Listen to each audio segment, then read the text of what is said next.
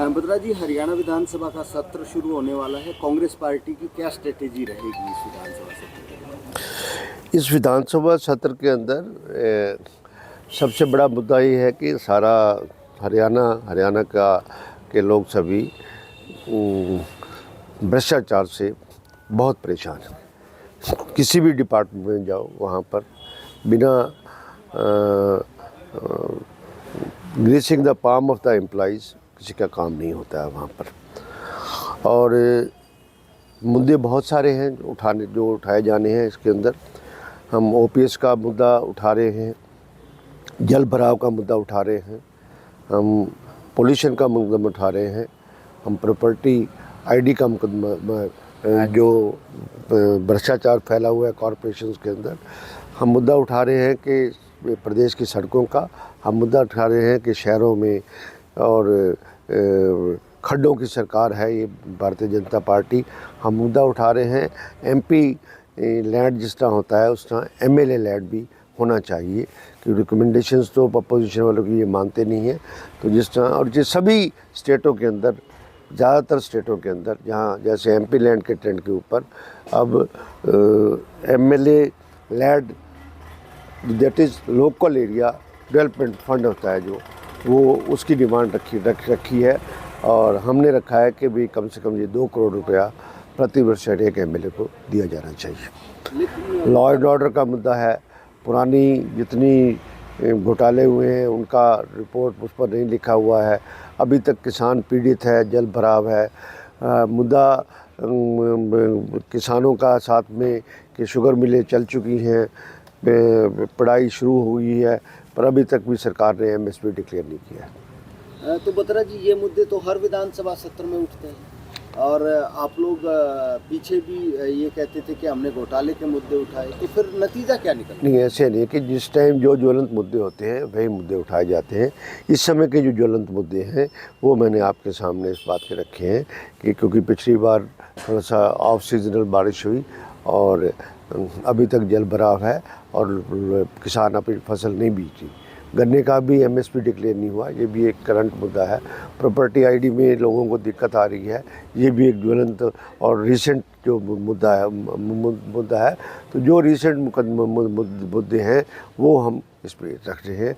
और पोल्यूशन का आपका बुरा हाल है, पोल्यूशन का भी हमने मुद्दा रखा है, जो हमेशा ही उस समय के जो नियरेस्ट उसी टाइम के ज्वलंत और करंट इश्यूज़ होते हैं उनके ऊपर इश्यूज़ के ऊपर विधानसभा में उठाया जाता है। सरकार को अपनी सप्लीमेंट्री डिमांड्स के बजट पास करवाने होते हैं, इसलिए वो मजबूरी में विधानसभा को बुलाती है। लेकिन आपने पिछले विधानसभा सत्रों में घोटाले के भी बहुत से मुद्दे उठाए, जांच भी हरियाणा सरकार की तरफ से रखी गई। सबसे बड़ी यही विडंबना है कि ज़ीरो टॉलरेंस की बात करने वाला मुख्यमंत्री जब घोटालों की बात आती है तो फटाफट इंक्वायरी कहते हैं, हम इंक्वायरी की फटाफट कर देते हैं। उस इंक्वायरी फटाफट करने की अभी तक पिछले दिनों माइनिंग घोटाला है, रेत घोटाला है, रजिस्ट्रियों का घोटाला है,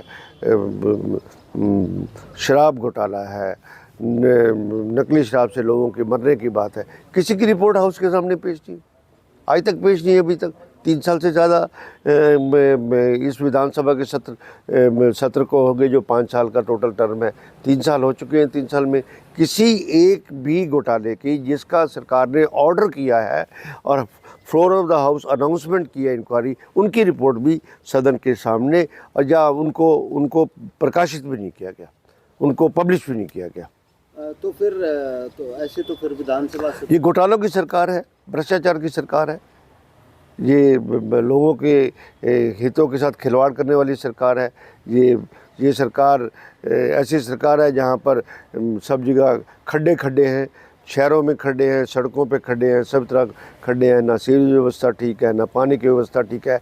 और जो सरकार पीने का पानी मुहैया नहीं कर सकती, वो सरकार का राइट टू लाइफ और आर्टिकल 21 के अंदर हमारे पास कॉन्स्टिट्यूशन राइट है, उनकी रक्षा नहीं कर सकती। इसलिए सरकार एक निकम्मी और फेलियर सरकार है।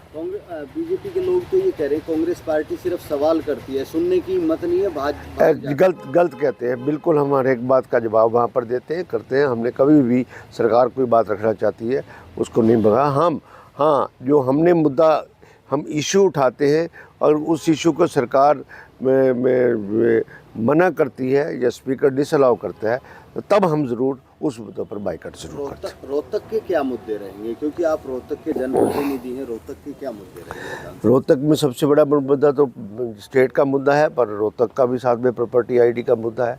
हाउसिंग बोर्ड का मैंने पानी की जो पिछले दिनों जल भराव हुआ और पानी का बुरा सीवरेज का पानी बैक मारा, घरों के अंदर घुसा और प्रत्येक मकान का लाखों रुपए का नुकसान हुआ, वो मुद्दा मैंने इस सदन के अंदर उठाया है कि उसका निदान होना चाहिए और ये सरकार की टोटल सिस्टम फेलियर का रिजल्ट है। एक आपने कहा था कि नहीं, मैंने ये भी मुद्दा साथ में इस बात के लिए है कि शहर के कॉरपोरेशन के पास सफिशिएंट अमाउंट होना चाहिए कि सभी डेवलपमेंट पूरी हो सके। एक आपने कहा कि एमपी लेड की तरह एमएलए का भी होना चाहिए। मुख्यमंत्री तो कह रहे थे कि हमने हर एक विधायक को 2 करोड़ रुपए का बजट दे रहे। 2 करोड़ बजट नहीं, वो एक वैगी स्कीम है। वैगी स्कीम में विलेज के लिए कोई भी डेवलपमेंट के लिए you can recommend only, you can recommend only, that's all. और उसमें भी जो सरकार ने काम करने हैं उनमें उनको भी पूरा वैगी स्कीम के अंदर पूरे अमाउंट को पूरा नहीं करते हैं। और ये 5 करोड़ वाली भी है, जब सदन शुरू हुआ था 2019 के अंदर ये 5 करोड़ रुपए की मुख्यमंत्री ने अनाउंस की थी और आज तक भी 5 करोड़ के जो सत्ता पक्ष के हैं उनकी रिकमेंडेशन काम तो हो गए, हमारे काम अभी भी लटके हुए हैं।